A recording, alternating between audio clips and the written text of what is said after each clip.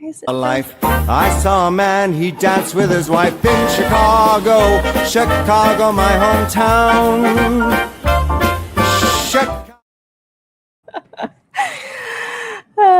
That was a fun video. Hello, hi, we are live. It's gonna be a minute before anyone joins. Anyways, but this is our new weekly series, Chicago Style Party Crashers on Chicago. I need to turn on Do Not Disturb because all of a sudden I'm getting tons of texts, and I hope that there's no emergency. Sorry in advance, everyone. I'm sure you can figure it out without me. Okay, Andrew, let's give like a little recap on why you're going to be the Chicago guy. I'll give a recap on myself in case people don't know, but I'm Megan. I'm everywhere doing random things all the time. But I started working with Andrew for doing some anti-BDS organizing, anti-BDS repeal organizing, and Andrew's worked in Chicago politics for a while, so he's kind of become my go-to to ask questions on like what is going on, because I have found that it is very hard to figure out what is actually going on in Chicago, and understanding like the landscape and how history has really shaped and framed current politics. So then I figured, why not just bring Andrew on regularly so people can learn along with me? But if you want to go ahead and give more of an intro. Yeah, absolutely. Really excited to be here, and it was amazing to see your work on the anti-BDS repeal, and just kind of how much your audience is engaged with I think wanting to understand the civic process and kind of what's going on behind the scenes. And so, a little bit about me is, I've been organizing in Chicago. I was looking back, and I started my first organizing campaign was in 2008. So I'm getting uncomfortably close to 20 years of organizing in Chicago.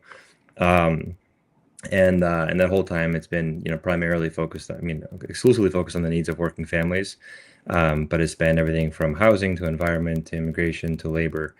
And over the past 5 years, or 6 years now, we've been working as Herrera Strategy that my wife and I founded to advance, public policy goals for working families.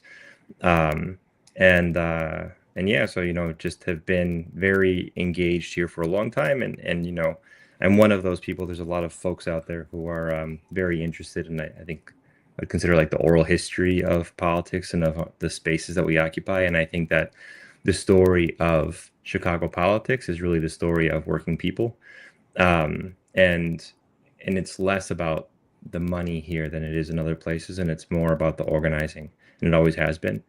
And I think that the rest of the country, and in fact much of the world, has learned a lot from Chicago organizing over the past century, and we still have a lot more to give, I think, and to provide for the rest of the country. And so just thinking about and talking about Chicago politics in a way that I think makes it accessible, like the history of it, which could be a drama, could be several dramas, and then also thinking about how does understanding Chicago politics help us understand the current moment is something I'm really interested in exploring here.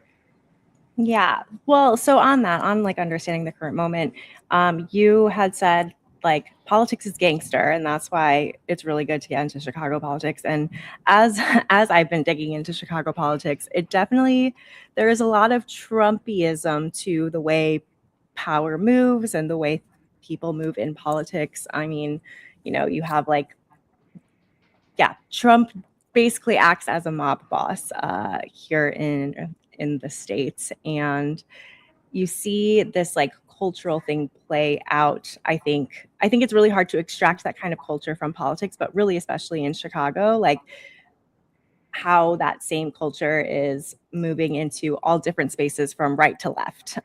The same like mob boss culture, which I found really fascinating, and also thinking like, in terms of fighting the Trump administration and the whole right wing, we can't just fight it and recreate a left wing that is also a gangster left wing that doesn't really ultimately build a true populist movement. And so, like, I think putting Chicago kind of under a microscope to see how these different things play out and how we can learn from Chicago as we continue to try to build like a better world of politics, kind of going in blind, because America all across the board is still an experiment. We're all like learning as we go, but I think Chicago gives like a little puts it under a microscope. So if you want to like talk more about your idea of politics being gangster in Chicago, love to hear more on that.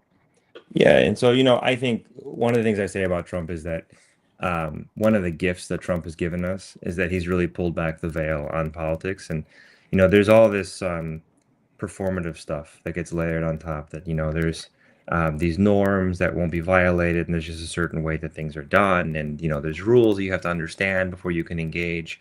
And Trump took a sledgehammer to all of that, and he says, no, the only thing that matters is power. And I think for the purposes of political understanding, the definition of power that's useful is power is the ability to organize people and organize resources to get things done, right? And it could be building a skyscraper like Trump has done throughout his career, or it could be building a social safety net, or whatever else it is, building a public school system. And in Chicago, it's always been a little bit clearer, that undercurrent. Like, people play in the undercurrents of power, and they understand power. The political actors here understand power a little more acutely, and even down to the neighborhood level. Folks understand who has power, who they need to orient toward, to be able to keep the lights on their block, to be able to keep the garbage picked up, to be able to keep the sewer running, and to make sure that they get city services that they need beyond that. And so I think that's where it's a useful place to start. And I think for a lot of places in the country, and particularly the more privileged places, that this is a new idea that politics is all about power. There's this feeling that it should be about decency, it should be about something more, but it is just about power. And there's other things that factor into, like, how can you organize people, and people have their own personal senses of decency and communal senses of decency, and those are things that place limits on power. And what Trump has done is blown through all of those limits. And so if you think about Chicago being gangster, you think about the Chicago political machine, right? It's the first place to start, and the word gets thrown around a lot. I remember when Chewy was running for mayor, a lot of the publications were framing it as this machine versus that machine. It's like the Chewy machine versus, I forget what other machines they were talking about, the CTU machine and this other machine, whatever. But what the machine really refers to is a style of politics that was really common in the 19th century, particularly in basically every big city across the planet, where political access was conditioned on political favor. Right? Sorry, access to public resources was conditioned on political favor, and the currency was voter turnout. So basically, as like democracy took hold in a lot of places, people very quickly figured out that a vote had a monetary value to it, and you could hold it over somebody's head. And so there's stories. It's not, I haven't heard of this happening anytime in the past few decades, but it used to be really common that if you didn't show up and vote on election day, and this is like before mail-in voting was common and all that. So if you didn't show up on election day, it could be that you would show up the next garbage pickup day, and instead of picking up the garbage would be strewn all over your yard, right? And so it's not that people are going out and breaking your knees or whatever, but like maybe you lose your job, maybe your cousin loses his job because you didn't show up to vote. And if you were a precinct captain, and you got certain kind of privileges, and you could get your cousin a job.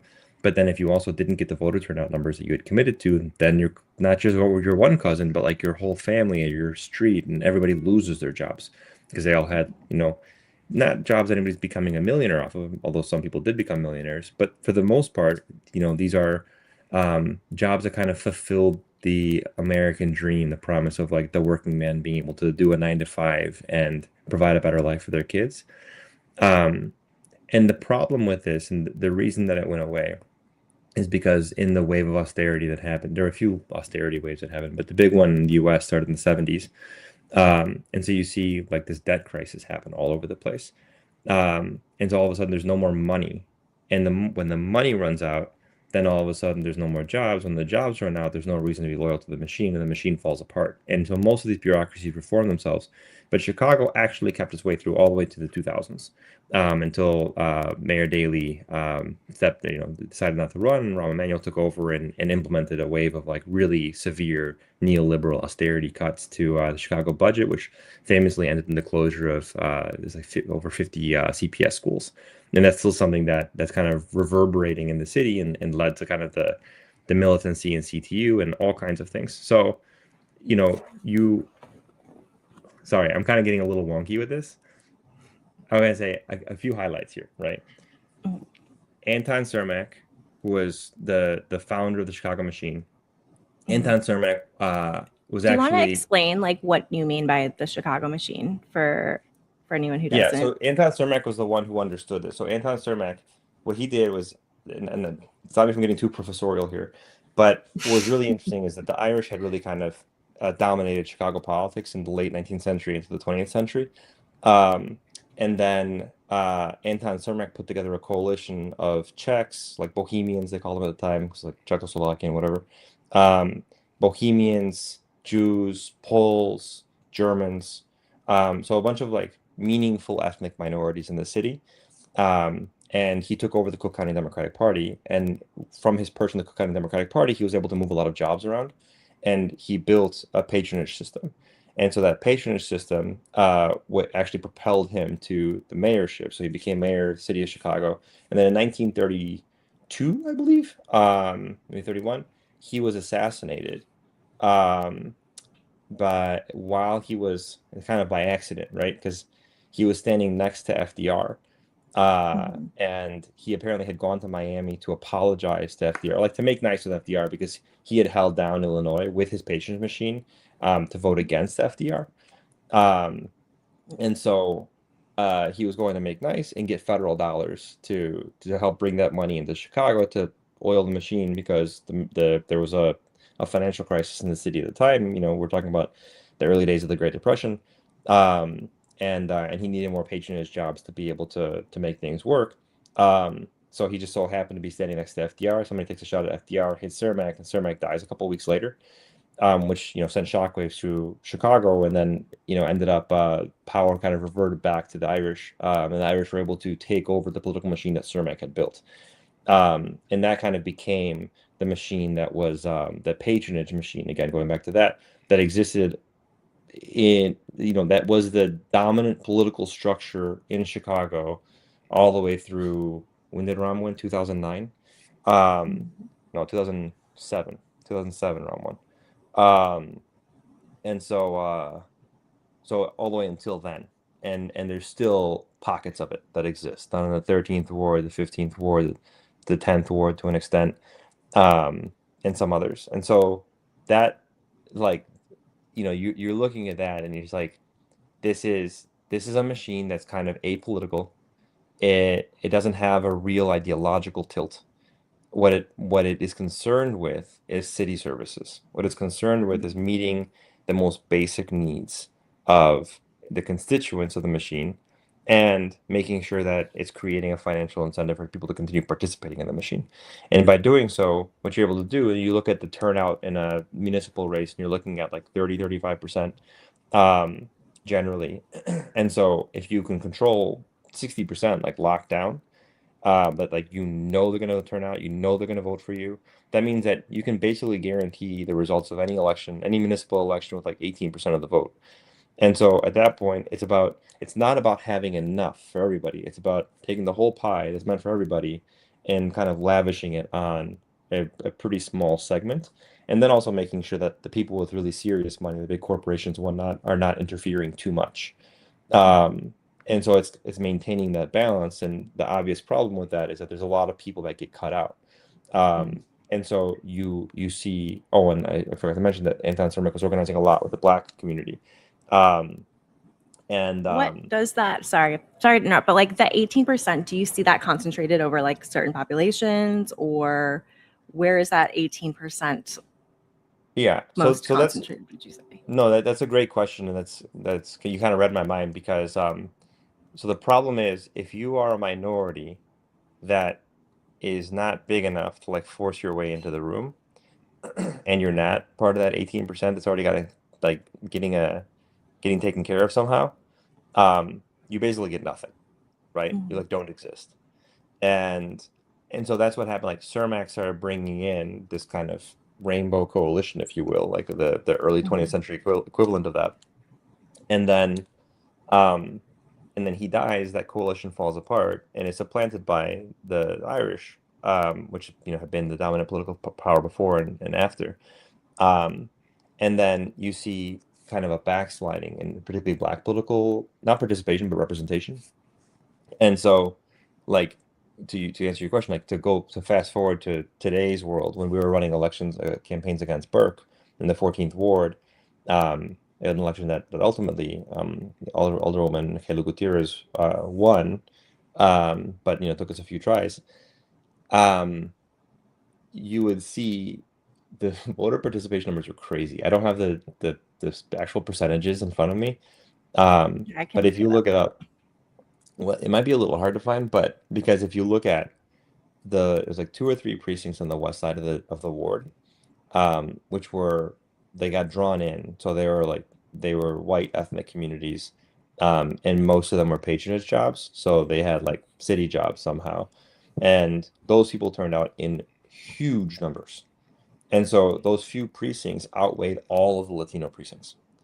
Mhm. Um, and so you have a majority Latino ward that had been a majority Latino ward for a generation at that point, but still a handful of white precincts were the ones that really kind of determined who the alderman was going to be. And why? Because there was so much political organization in those spaces. And why do they have so much political organization? Because they had a carrot and a stick. You got a really good job, you got a pension, you got all these things. And at the same time, if you don't show up and don't do the thing, you're going to lose that. Um, and it worked. That system worked, and that's how you have like minoritarian rule. And what's really interesting about this now is that you actually have the same thing happening nationally, right? And this is like the what do they call it? Um, the like caring conservatism or something like that, compassionate conservatism. Um, but what they don't say, like what's between the lines, is that it's compassionate conservatism for white people, right? Mhm. Uh, and so, you see like, oh, we've liberalized immigration policy for white South Africans, right? Everybody else gets fucked. But white South Africans, they've never had a better day for Literally, immigration. only white South Africans have gotten green Yeah. cards this year because Yeah. they are apparently being genocided, which is like absolutely insane. Like Like, somebody said something mean to a farmer one time. Uh, and I mean, even though white South Africans say they're not being genocided, like there's just, it's bonkers. But the thing is, and again, you go back to this logic, how do you take care of the corporate elite who have the power to like blow things up? Mhm. And enough of the electorate that you guarantee a path through the primary at least, right? Mhm. And so if you're Donald Trump, that's not a very big number of people. Like you need to control 30% base. And to like really maintain that 30% base, you really need to take care of like 20% of people, right? And have them be like fanatical for you.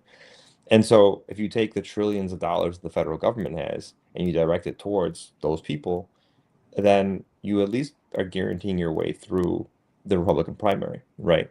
And that basically has been the it's the same basic logic of any patronage machine.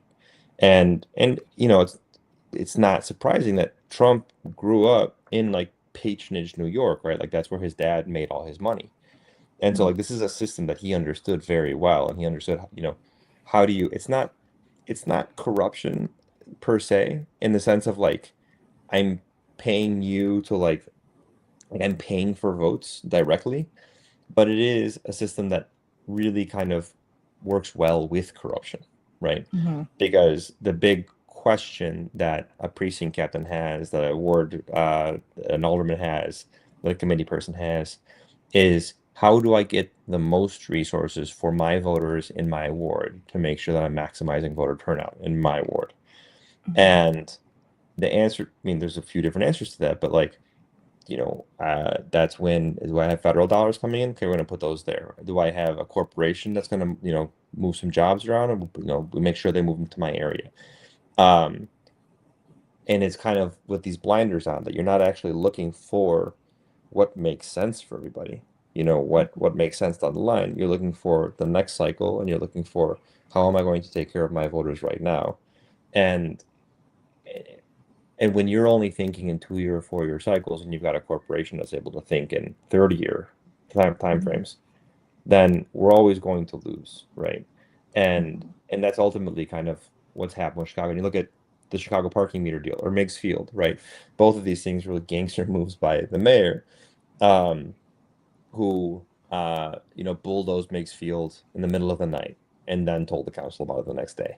Um, or he did the parking meter deal and sold off basically all of Chicago's rights to its own streets for like 75 years. I think it's 77 years, basically 2 or 3 generations, Mhm. for like $1 billion that they've already made back, right? Yeah. Um, and so you look at all And of it's like, that. but why? Well, why? Well, But the why is yeah. very clear. And the why was because he needed to pay off all the contracts that he had to get through that Hmm. year's budget. And that's Hmm. exactly the thing. Is like the logic of It's us, just like he needed reactive. Yeah. he's like a mob boss who needed a cash infusion to pay all his fucking guys and to keep everybody happy so nobody was going to turn on him just long enough for him to get out of office. And Hmm. and that's the problem with these patronage systems is that they create a shortcut around accountability. And Hmm. so, it's not like the whole community coming in. And that's where, another big thing that we talk about in Chicago is TIFs, the tax incremental financing. And so that's kind of a doozy to explain to folks who aren't already familiar with it. But the basic idea is that you create a district and you say, okay, this is going to be a 5 year TIF.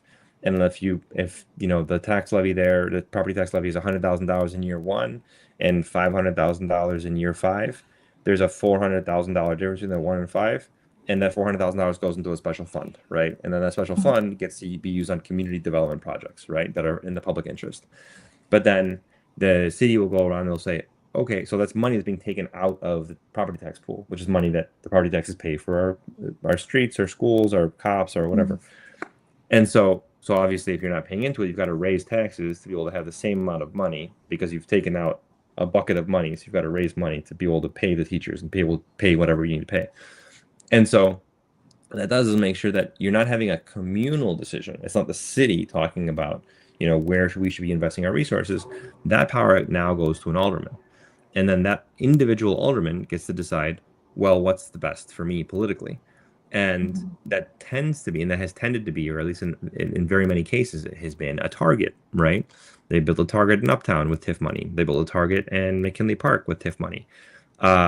That was the former 25th Ward Alderman Danny Solis who okayed the McKinley Park one, and almost certainly they drew his ward to include that one sliver of McKinley Park that had the target there, just so that he could be the one that delivered them the TIF money. And so, and he had a TIF that rehabbed Sears Tower, like probably the most expensive real estate in the city. All of these things is a way to keep special interests happy. And sometimes it's about keeping the neighbors happy. Danny Solis also used a TIF to tear down a crumbling annex to a elementary school and build a soccer field or a basketball court there. That's an appropriate use of a TIF. Hmm. But there's a report that just came out that over the past 40 years, TIFs have dramatically increased taxes and have not actually increased services or like driven benefits or economic development to particularly working communities. And it's actually worked for the Loop, but it hasn't worked for the working communities. So looking shocker there. Hmm. Um, and that really is kind of the end result of this patronage politics, is everybody wants a piece of the pie, but then if you're not politically plugged in, which most people are not politically plugged in, then you'll get left out, right? And then where like another place where Chicago uh is gangster. I gotta look at my notes real quick here, make sure I get this right. Um So well, a when few you things. say All right, go when you ahead. say it's gangster though, I mean like gangster in the way that like dope, and also gangster in a way that like kind of there's a body count. There's like it means it in like all sorts of ways. It just really runs like a full gang. Um So let me give you the biggest one, and the reason that yeah. I always think like So like you think gangs, Chicago, you think of like black and Latino kids like on the streets and gangbangers and whatever, like the whatever the national media narrative is, whatever Donald Trump is saying. But when I think Mhm. about Chicago being gangster, I think about the Hamburg Athletic Club, right? Which was what Richard J. Daley, he came up through the Hamburg Athletic Club, which was nominally a youth sports club, but functionally it was a Chicago street gang. And they were implicated in the 1919 race riots, right? So like, and Richard J. Daley. So now, folks who don't know, the 1919 race riots are something that weirdly got popularized by, in like the popular imagination by, gosh, what was that show? Watchmen, the TV Oh, serialization yeah. of Watchmen. Mhm. Um, and it's kind of like one of those like missing pieces of history that everyone like became aware of after George Floyd.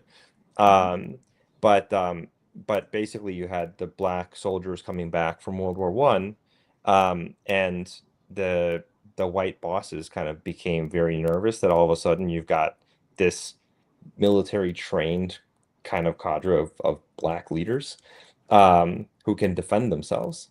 And then you had like Black Wall Street and like a bunch of different places they started popping up. And so what must have been coordinated because it all happened at the same time in the summer of 1919 all across the country. All of the spine of these black communities was burned down everywhere. Mhm. Um, and in 1919 in Chicago, it started with, well, supposedly, the reason was a young black boy floated Was swimming. He across like the crossed invisible the line. imaginary line. Yeah. Yeah, and was stoned to death on the beach. Mhm. Um, and then the black GIs, the veterans, responded and Mhm. defended their community, and then As they they were should. viciously put down, as is everyone's right. Mhm. And they were viciously put down by the kind of Irish political elite. And the fact that Richard J. Daley, kind of the progenitor or whatever of the Daley clan and the one who kind of really kind of held Chicago by the balls for half a century or more, was actually an inciting actor in that through this Hamburg Athletic Club. I Um, didn't know that part of the story. yeah, That's and interesting. so he was literally a gangster. And then after Anton Cermak died, or was assassinated, or however you want to talk about that, um, they so the Hamburg network muscled its way into the 11th Ward Democratic Organization like through the 30s, and they did it in a gangster way. Like they muscled their way in. They were super aggressive, but sometimes also violent. Like they were not above like kicking the shit out of people, and so they just took over the entire Democratic machine in that area. Um, and so that's in Bridgeport, which is kind of like a just like straight south kind of. It's like right by the 94, which kind of bisects the east and west in Chicago. Um, and so the that was Bridgeport, and then Cermak was from Lawndale, which is I'm in Pilsen, and that's just a little bit west of us. So these are like neighboring all Southsiders, and so you've got Cermak goes and does his thing, and then that his death and the disorganization that caused in his coalition coincided with by the 30s, the Hamburg Athletic Club and the Dailies had really kind of muscled their way into the scene, and so they proceeded over the next 2 decades to really just take over the Democratic Party. And that's where I call him Old Man Daley, Richard J. Daley, took over the city completely. And then they held it until I forget when he stepped down. It was like 76, I think. But he held it for like 30 years, and then his son held it for almost another 30 years. Um, and so like there is no more gangster beginning than that. And then Mhm. the other thing that's interesting, and look, I have a lot of respect for the machine. You know, it's like uh, I respect game, right? And these Mhm. guys, they were very good at what they did, and they don't so much exist anymore. But I think there's a lot of lessons the left should learn from how they operated, and I think in terms of organizing style and tactics, you see like competent organizers like New York DSA actually borrowing a lot from what the Chicago Machine was able to do. And the big thing was like gangster, like I'm talking about, like, well, I'm not saying DSA is doing this, so separate that. But the like gangster, like I was talking about, like you don't show up to the polling place on election day and they throw trash all over your yard, right, to send a symbol, to send a message. I also know that I heard from an operative that back in the Madigan days, so um, Michael Madigan became like the head of the state party, and he came through the same system, so it was a little bit later. Um, and he's the longest serving speaker in U.S. history, longest serving state speaker in U.S. history. Um, and so there are incidents where like he brought somebody, there was a party candidate. She was an elected official already. She was told not to give money to a certain somebody, just another candidate, and it's kind of a routine thing. Candidates will give each other $500 here and there because they've got their political accounts and they're all just kind of moving money around as they go to each other's fundraisers. So she was told not to do it. She was kind of a space cadet apparently, and like missed the message, and did it. And then she showed up to her office the next day, and everything was gone. There was no chairs, there was no desks, there was no lights. There was like completely spotless, empty office. And as soon as she walked in, she got a call, and the call said, "Don't ever fucking disrespect us again." Oh my And they God. hung up. And then she left, and the next day all the stuff was back, and nobody ever talked about it. And that's like in the past 10 years, right? Um, Wow. so like this is what I mean by like gangster, right? And Mhm. like extremely cutthroat. Um, and people also forget about like the mob is like in the places where the mob is really powerful, they also deliver services. Mhm. And that's at the core part of the promise. And so, I also think that kind of I'm sure I'm not alone in this theory, but my theory of it is like, so if you kind of put yourself back in time, Hamburg Athletic Club, 1919, like whatever, Daly comes in the 50s. And he's the guy who's presiding over, ruling the city and truly like at the peak of his power during the civil rights movement. Um, and so, it's in Bridgeport, their neighborhood, where there was I think it was ACLU, but there was a test case where a black couple moved into a Bridgeport block. It's like a white couple rented it, and the black couple is the one that showed up to actually live there. And like the neighborhood was going to burn down about it. Like everyone was completely losing their minds. Um, and so, uh, you have those dynamics, and then you have like Fred Hampton come up, right, in the Black Mhm. Panthers, Right. and these I guys was gonna are bring doing that up too. Yeah. right. Yeah. And so what are they doing? Breakfast, community Breakfast, exactly, defense. Yeah. exactly. And so Yeah. they're doing all the stuff that's Teaching like, people to hey, they're read. filling a social need. Hmm. And so what happens? They fucking kill him, right? And that was like, I mean, it was the FBI that was running stuff, but it was CPD that wanted him dead. Okay.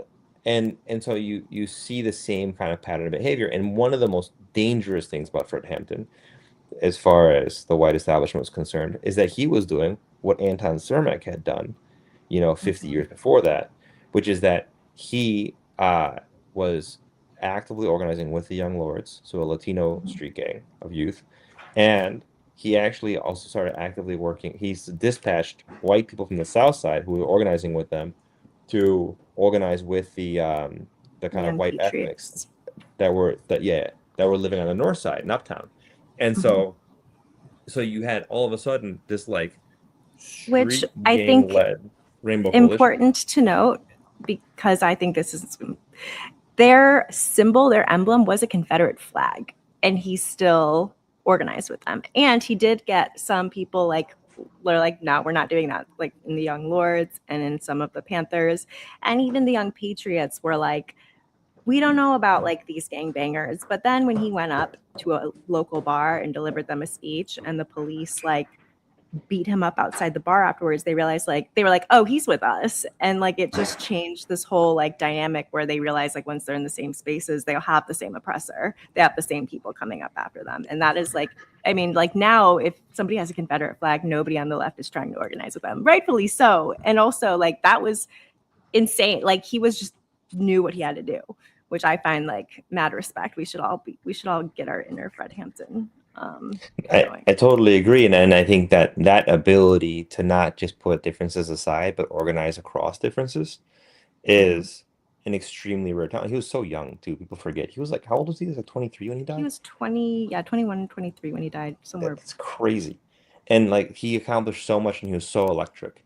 And I mean, I think that movie that came out, Judas and the Black Messiah, Mhm. um, was such a disappointment because like it completely missed all of the like the mechanic, it made it a personal drama, like, oh, electric young leader betrayed by friend, but Hmm. like the it's the machinery of Chicago that makes it interesting, and how the machinery depends on people being divided.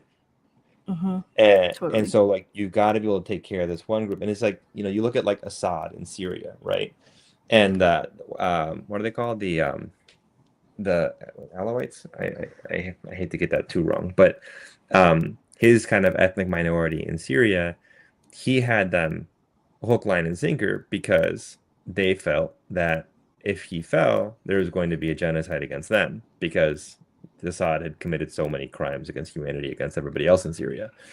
Um, and so like, and it's something that strongmen use all over the world, where it's like you not only, but by dividing people and privileging one group over another, this is the same thing that happened in Rwanda, the Belgian setup, like you privilege a minority over the majority, and the minority both is privileged, so they want to give the privileges, and also they know the majority is being wronged.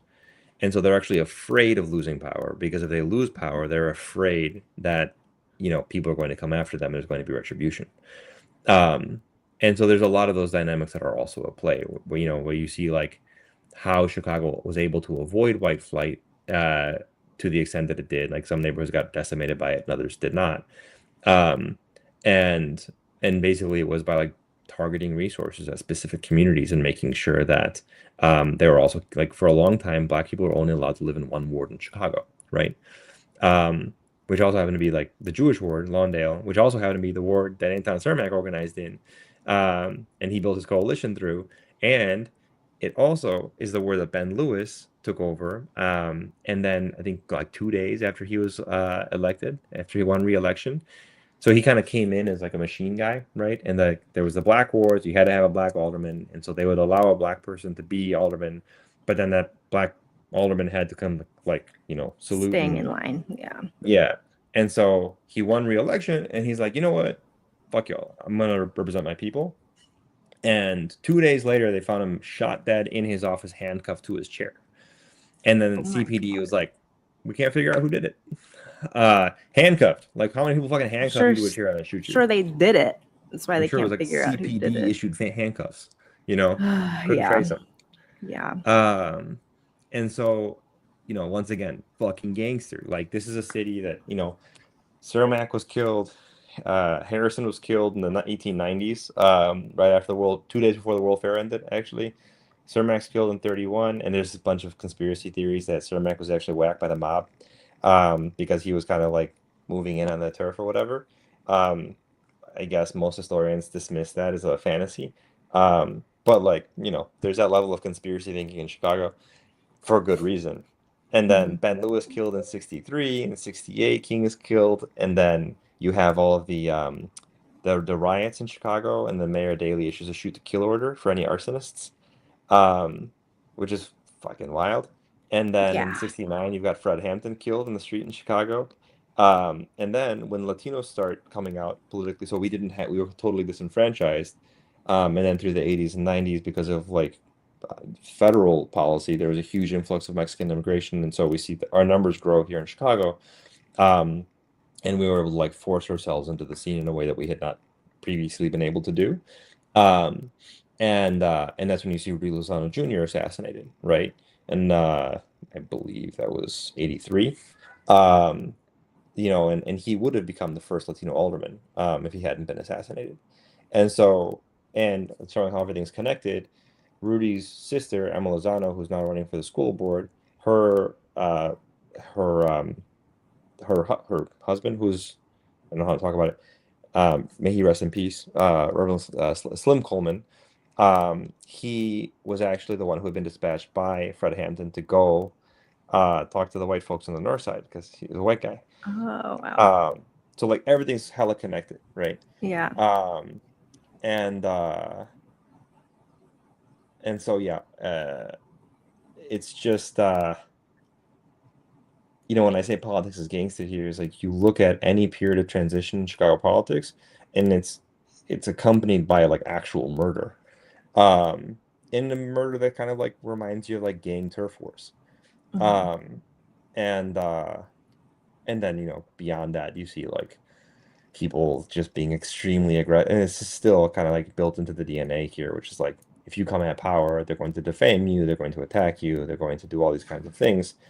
Um, and meanwhile, we have had a long history of politicians here who have like been the ultimate skis bags, like our former state rep Eddie Acevedo, went to prison, and the he would threaten people with kind of assaulting them if for random policy disagreements, or like he felt offended by things and he kind of carried himself that way.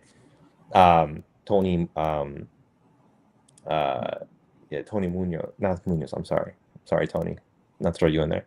Um, Marty Sandoval. Marty Sandoval, also was a state senator.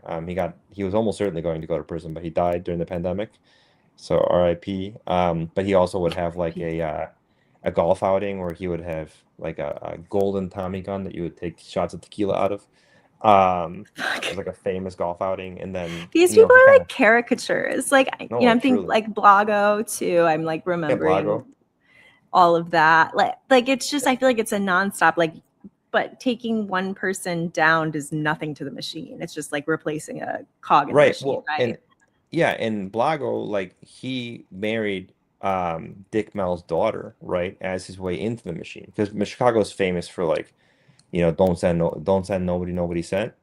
Mhm. Um, and so you kind of had to be somebody before you could like run in those circles. And I think that's still true to an extent. And there's a lot of suspicion here, and a lot of closed circles, and some are more closed than others.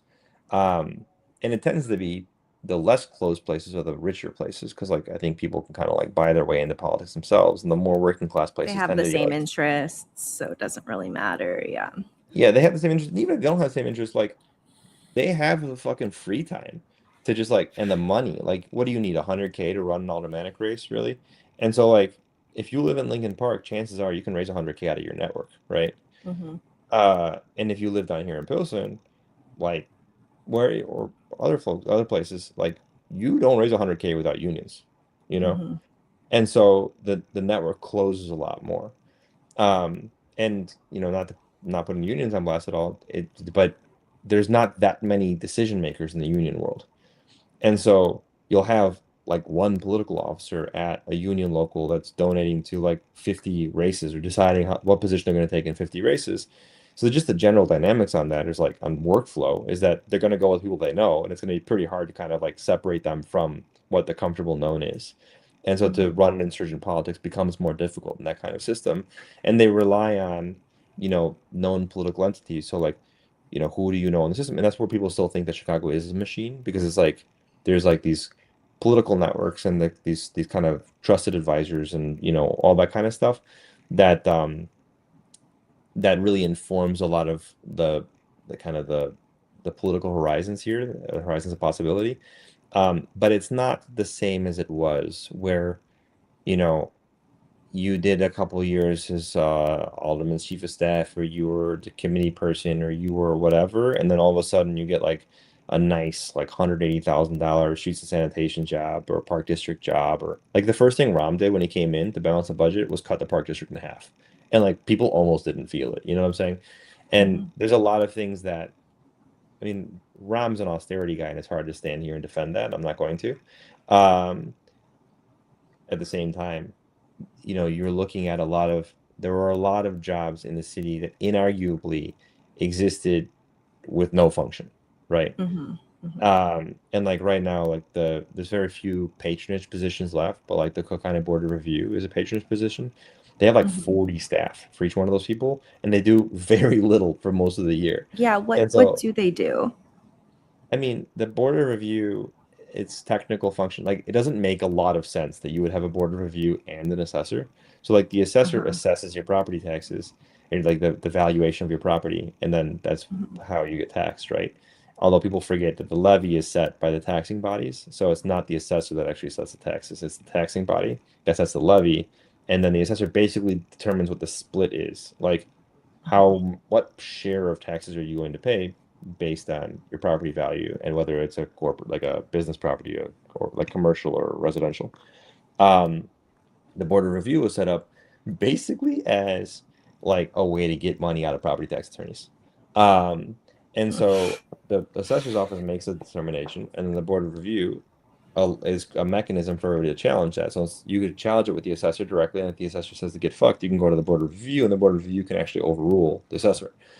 And I'm sure I'm missing some fucking nuance in there, but at the end of the day, you got what, 3 board of review members, um, and each of them has 40 staff, is my understanding, and so you like they have a So it's lot of like staff. Donald Trump. It is like Donald Trump, where like he's finding jobs for like all of his friends and family, like just making up roles for our tax Yeah, dollars to be used. And it's and so like, like, what is this actually doing for anyone? and that's why you have somebody like Alderman Gardenas who goes and becomes a board of review commissioner, because it's a strong patronage role. It can be seen as a launching point for higher office, because you've got your names on the ballot for a much bigger area, and you've got a ton of people who work for you, and all the jobs depend on exclusively you, and none of them are like 100% allocated with their time. So they have a lot of free time, and so you see George had a ton of people out there working on government time, allegedly, um, to do political work for him. And like he ran one of his employees against Theresa Ma, for state rep, while she was running against him for committee person in the 12th ward. And so you see, like, there's like, I don't want to say echoes, but there's like a residue. There's like a residue of the old political machine left. Um, but as the budgets continue to tighten, as Chicago continues to deal with um, its debt crisis, and we try to avoid austerity, and people are leaning in more and more. I think that we have the opportunity to shift towards a better kind of politics, where I don't think we should. I think the lessons that we can learn from patronage is that it's not that like we should be we should be conditioning access to the bureaucracy for the politically connected, and that their primary function should be the continuation of the political system that put them there. Like, that's a bad system. But we also should be thinking about, as the left, how do we take power and get ideologically committed people to be in positions of power where they can make decisions. And that way, like, when you take over, I actually think the Department of Planning and Development, there's a lot of good things that come out of DPD. Not all good things, I'm sure, but there's a lot of good things and interesting things that come out of DPD. Um, and so it becomes important to get more progressives in DPD who want, high density, who want transit hubs, who want green spaces, who want, livable communities. Like, that is something that we should be prioritizing, and making sure that not just the commissioner, but also everybody is, where as many people as possible are having the same kinds of ideas, because people forget it's all about execution. And it's the same with like the Park District. We've got Carlos Rosa over there now. He and I have had our differences in years past, but I couldn't think of a better person that I would want in the Park District, right? Him and Nish Cuevas, who's on his team.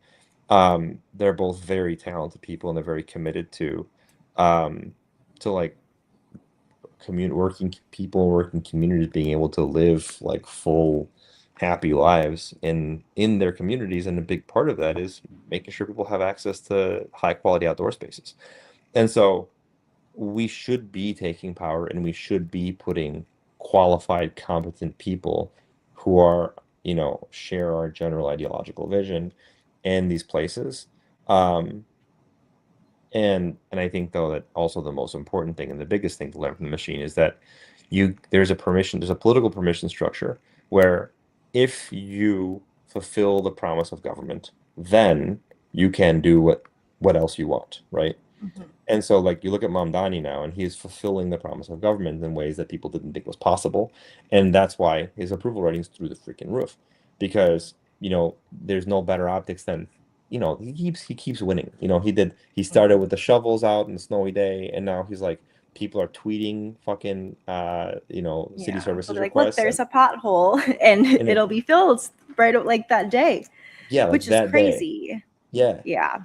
And like The here, like, parents' night out yeah, that the was parents' hosted by night the out. parks, by the like, I literally think about that on an almost daily basis. I'm like, please, yes, somebody, like I need give me a that. parents' night out. And you look at all of that, and by contrast, and I know that this is not the point of this episode, but there's too many including progressive leaders in this city who, when you point out a problem, castigate you. And they say, you shouldn't have pointed out that problem. Or how can you say that that problem is mine? It's like, motherfucker, because the buck stops here. Have you heard of that? Like that's the line. You ran for the job. So that means that the problem is yours now and you've got to fix it. And so like not all problems are fixable in a day. You know, not all problems, maybe not all problems are fixable. But the buck stops with the Chicago's funny because we almost have like dual mayor systems, kind of how I think of it. Like every ward has its own mayor, with like that's how much power the alderman has over the ward. You know, they have a lot of power over zoning, they have a lot of power over permitting, they have a lot of power over a lot of things in their wards. And then those 50 members, then there's 50 wards, and those members kind of are they. It's technically a weak mayor system, and so you know, for folks who are saying we don't have a mayor problem, we've got a city council problem. Sure. But the challenge in Chicago is that Chicago's always had a weak mayor on paper, but because the mayor ran the Democratic Party, he actually told everyone what to do. And so now we have a actually weak mayor for maybe the first time. I would argue Lori Lightfoot was probably the first weak mayor that we've ever had, just in the sense that we had Daley hand the reins to Rahm, and then Rahm had more money than God because he was like the big corporation guy, and a Wall Street guy. And so he was able to make it rain on anybody who he liked, and he could just really fuck with anybody who he didn't like. And so he still had control in that way. But it was different. And then obviously, and then with Lori and now Brandon, you see the council asserting itself in a way that was previously impossible. And I think the real challenge for City Hall now is that the alderman never had to legislate. The alderman only ever had to worry about voter turnout and constituent services. And now the aldermen also have to legislate because the aldermen just used to do whatever the mayor said. And, you know, with very, very rare exception. And now the aldermen have to do all the constituent services, and also they have to do the actual policy making. And that's something that, especially the guys who've been there for a while, like they didn't sign up for that job. That's not a job that they ever thought they were going to have. And I think that's where you see people like Marty Quinn, who is exceptional at constituent services, exceptional at you know, the turnout side of this equation. You see him taking a step back now because the game has changed and he wants to go do something else. And I think you're going to continue seeing more of that as the nature of politics like continues to change. Yeah. So with like all of that too, I'm seeing like a lot with the school budget. I'm seeing a lot with the city budget. There was, you know, like what is up with Chicago's debt crisis? What is up with money and where it's actually being used and how it could be better resourced? You know? Yeah. I'm looking up real quick. What percent of the Chicago?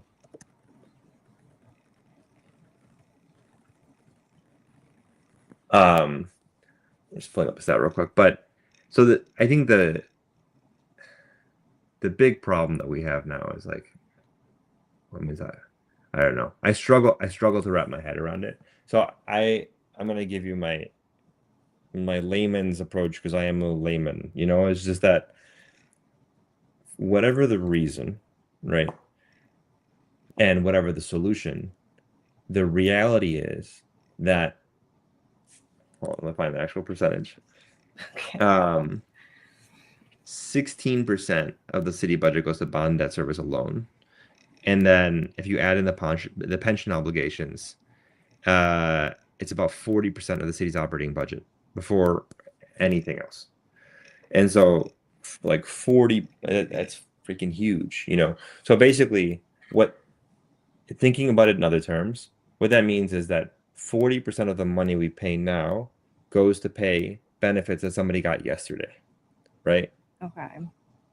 And so we have these debt obligations that were run up largely in like the 80s and 90s, where you had these politicians who had completely captured the system, and they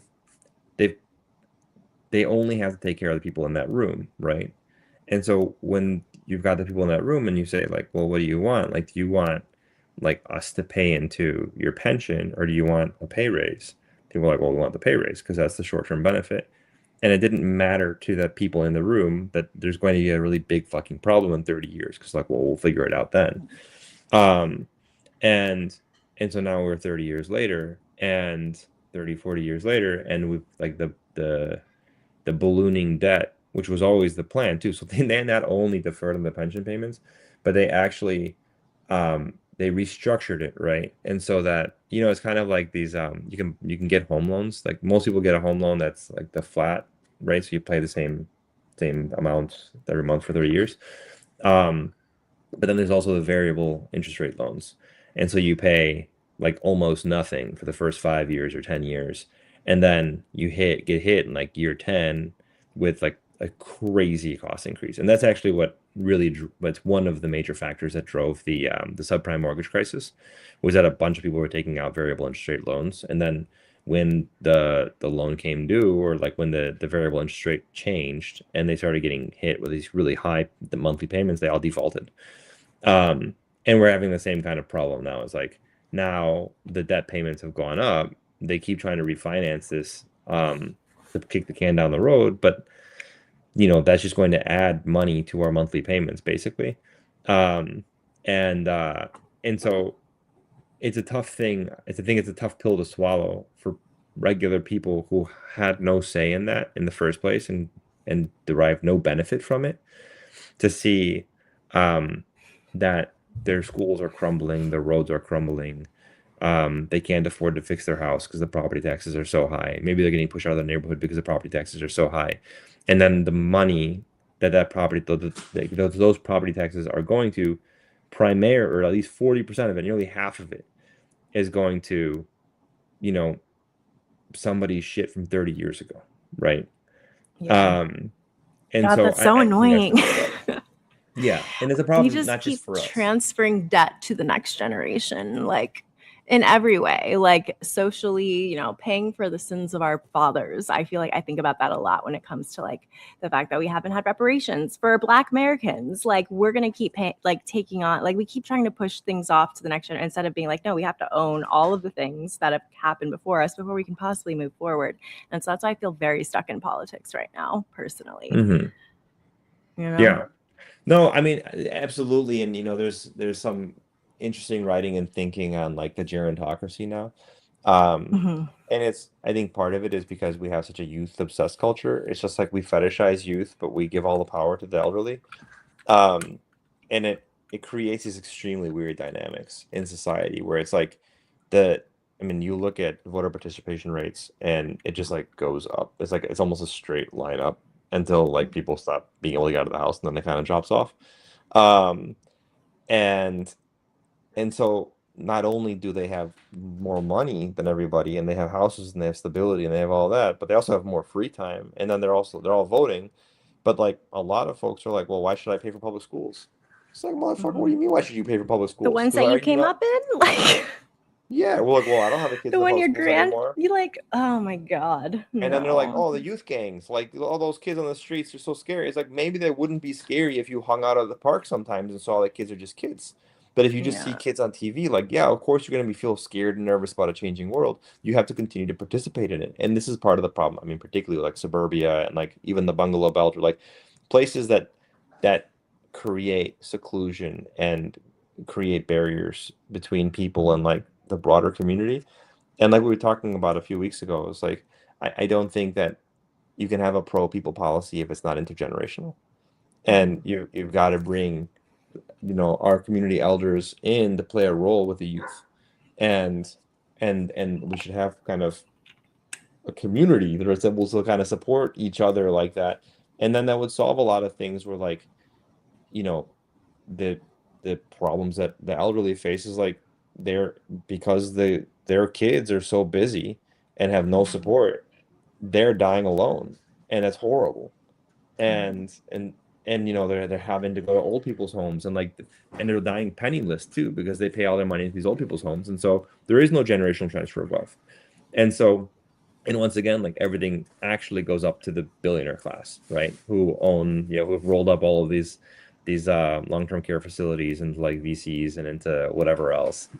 And so whatever, it all becomes part of the same story. But I do think that that's like I said, I understand why it happened. I understand how it happened. I don't know what to do about it now. And I don't think that I certainly don't think that like massive public austerity is the solution. And I always think about it too in terms of like Latin American debt, right? So you'll have these regimes like Argentina and Chile and to an extent Mexico, but more of these other places where U.S. imperialism was able to actually like install a dictator, and then that dictator ran up a shitload of debt to pay like all these American connected cronies, right? And everyone gets rich and they take off and they all live in Miami or New York or something.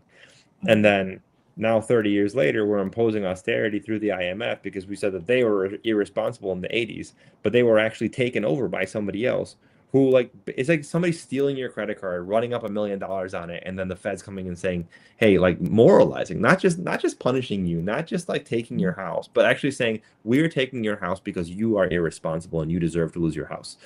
And that's kind of how it feels here in Chicago, which is like we were the victims of a captive political system that we have been, many of us, fighting for generations.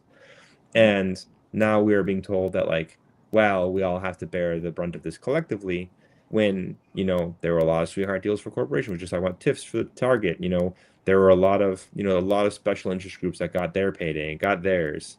And now, once again, we're privatizing expenses and socializing profits, right? Sorry, privatizing profits and socializing expenses. I had that backwards. But yeah, so I know we're like at the end of time, but I think it would be great maybe next time to talk about the history of labor in Chicago, because that's something that's also incredibly important and impactful to like the whole country and the whole world. In fact, something also I'm particularly proud of as a Chicagoan, and also the impact of the why we shifted to a nonpartisan election system in Chicago for racist reasons, and kind of what the impact of that is now, and kind of how I think thinking about it in the way that we were forced to in Chicago because of the nonpartisan races is, I think, useful for understanding what's happening broadly nationally in terms of the shift in the electorate. Yeah, no, it all seems important too with upcoming races and alderman races, and yeah, just understanding how that all works and like how we can work against the way it was designed to work if it's not working for us. So yeah, sounds good for next week. Thanks for coming by, y'all. Thank you, Andrew, and we'll see everyone next week. Life. I saw a man, he danced with his wife in Chicago, Chicago, my hometown.